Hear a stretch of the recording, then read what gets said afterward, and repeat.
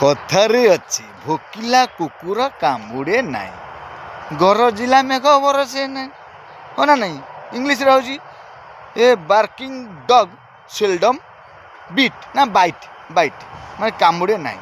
କିନ୍ତୁ ଏବେ ସବୁ ଓଲଟା, ଯେଉଁ କୁକୁର ଭୁକୁଛି ମାନେ ସେ କାମୁଡ଼ିବ ସିଓର। ସେଇଥିପାଇଁ କୁକୁର ମାନେ ବୁଝିପାରୁନ, ଏ ଆଜିକାଲି ଯେଉଁ ମଣିଷ ରୂପୀ କୁକୁର ମାନେ ଯେଉଁମାନେ ହେଉଛନ୍ତି, କାହିଁକିନା ସେମାନଙ୍କର ଅଙ୍ଗ ଢଙ୍ଗ ପୁରା ଖରାପ। ମାନେ ବୁଝିପାରୁନ, ମଦ ବିକ୍ରି ରୋଡ଼ରେ ପଡ଼ିଥିବେ, କୁକୁର ଗୋଟିକି ମୁତିଦେବ। ହଁ ନା ଏମିତି ହେଉନି? ହେଉଛି ନା। ଆଉ ସେଇଥିପାଇଁ କୁକୁର ପାଖରୁ କିଛି ଶିଖ।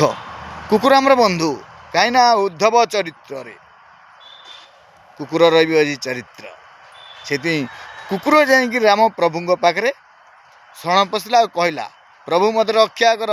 ସେଇଥିପାଇଁ ଜଗନ୍ନାଥ ମନ୍ଦିର ଭିତରେ କୁକୁର ମନ୍ଦିର ଅଛି।